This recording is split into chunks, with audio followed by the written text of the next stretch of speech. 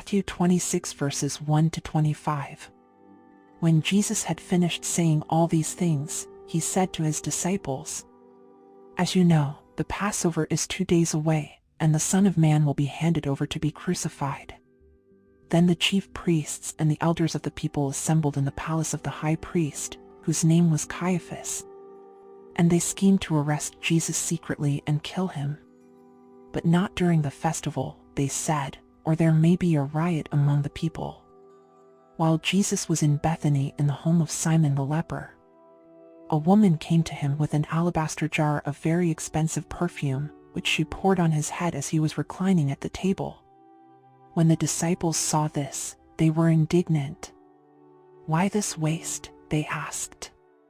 "This perfume could have been sold at a high price and the money given to the poor." Aware of this, Jesus said to them, "Why are you bothering this woman? She has done a beautiful thing to me. The poor you will always have with you, but you will not always have me. When she poured this perfume on my body, she did it to prepare me for burial. Truly I tell you, wherever this gospel is preached throughout the world, what she has done will also be told, in memory of her." Then one of the 12, the one called Judas Iscariot, went to the chief priests and asked, "What are you willing to give me if I deliver him over to you?" So they counted out for him 30 pieces of silver. From then on, Judas watched for an opportunity to hand him over. On the first day of the festival of unleavened bread, the disciples came to Jesus and asked, "Where do you want us to make preparations for you to eat the Passover?" He replied, "Go into the city to a certain man and tell him, 'The teacher says, my appointed time is near. I am going to celebrate the Passover with my disciples at your house.'"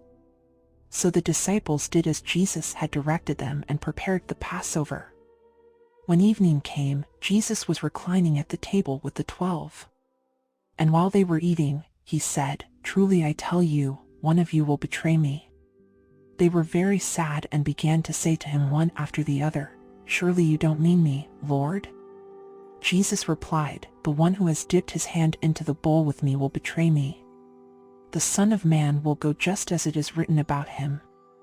But woe to that man who betrays the Son of Man.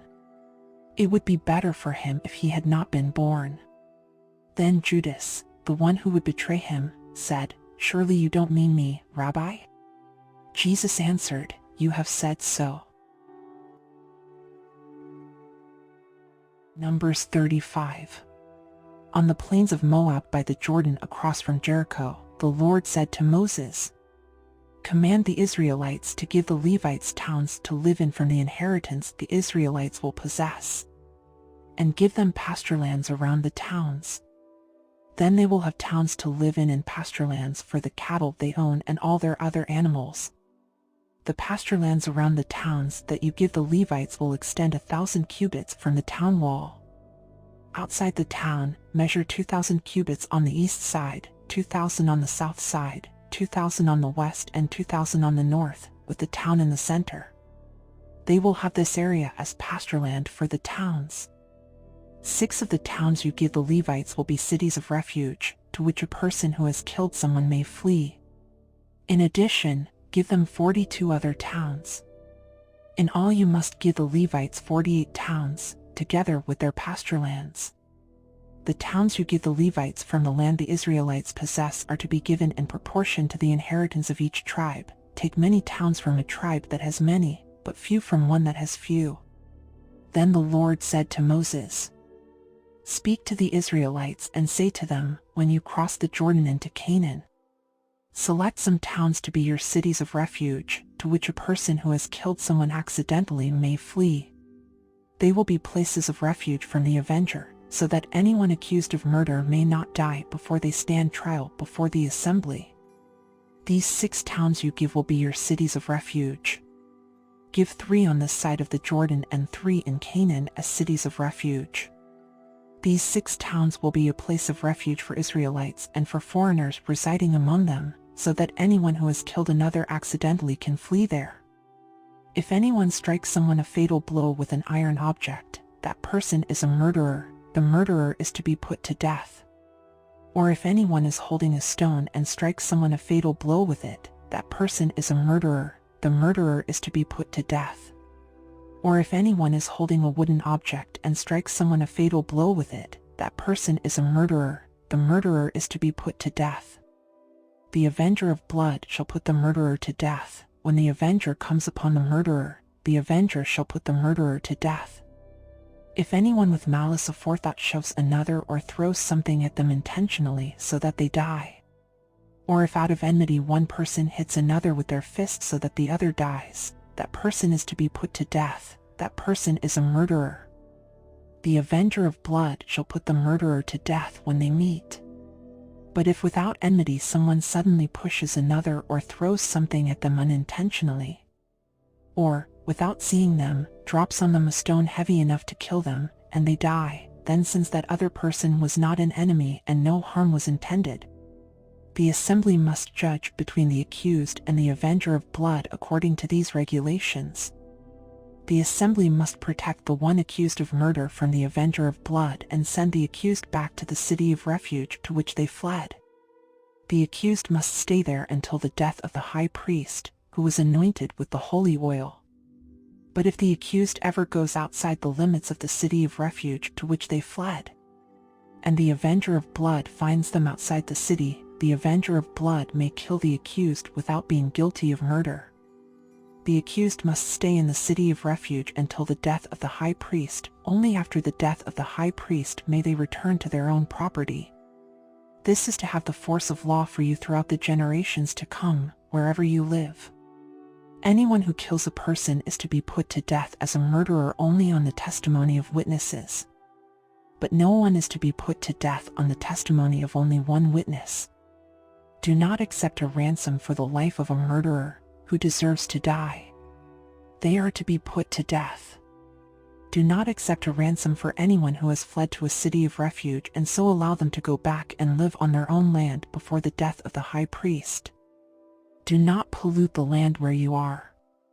Bloodshed pollutes the land, and atonement cannot be made for the land on which blood has been shed, except by the blood of the one who shed it. Do not defile the land where you live and where I dwell, for I, the Lord, dwell among the Israelites. Numbers 36. The family heads of the clan of Gilead son of Machir, the son of Manasseh, who were from the clans of the descendants of Joseph, came and spoke before Moses and the leaders, the heads of the Israelite families. They said, "When the Lord commanded my Lord to give the land as an inheritance to the Israelites by lot, he ordered you to give the inheritance of our brother Zelophehad to his daughters. Now suppose they marry men from other Israelite tribes, then their inheritance will be taken from our ancestral inheritance and added to that of the tribe they marry into. And so part of the inheritance allotted to us will be taken away. When the year of Jubilee for the Israelites comes, their inheritance will be added to that of the tribe into which they marry, and their property will be taken from the tribal inheritance of our ancestors." Then at the Lord's command Moses gave this order to the Israelites: "What the tribe of the descendants of Joseph is saying is right. This is what the Lord commands for Zelophehad's daughters. They may marry anyone they please as long as they marry within their father's tribal clan. No inheritance in Israel is to pass from one tribe to another, for every Israelite shall keep the tribal inheritance of their ancestors. Every daughter who inherits land in any Israelite tribe must marry someone in her father's tribal clan, so that every Israelite will possess the inheritance of their ancestors. No inheritance may pass from one tribe to another, for each Israelite tribe is to keep the land it inherits." So Zelophehad's daughters did as the Lord commanded Moses. Zelophehad's daughters, Mahlah, Tirzah, Hoglah, Milcah and Noah, married their cousins on their father's side. They married within the clans of the descendants of Manasseh son of Joseph, and their inheritance remained in their father's tribe and clan. These are the commands and regulations the Lord gave through Moses to the Israelites on the plains of Moab by the Jordan across from Jericho. Job 3. After this, Job opened his mouth and cursed the day of his birth. He said, "May the day of my birth perish, and the night that said, a boy is conceived. That day, may it turn to darkness, may God above not care about it, may no light shine on it. May gloom and utter darkness claim it once more, may a cloud settle over it, may blackness overwhelm it. That night, may thick darkness seize it, may it not be included among the days of the year nor be entered in any of the months. May that night be barren, may no shout of joy be heard in it.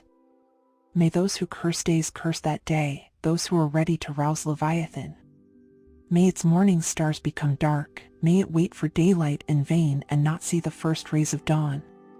For it did not shut the doors of the womb on me to hide trouble from my eyes. Why did I not perish at birth, and die as I came from the womb? Why were there knees to receive me and breasts that I might be nursed? For now I would be lying down in peace, I would be asleep and at rest. With kings and rulers of the earth, who built for themselves places now lying in ruins.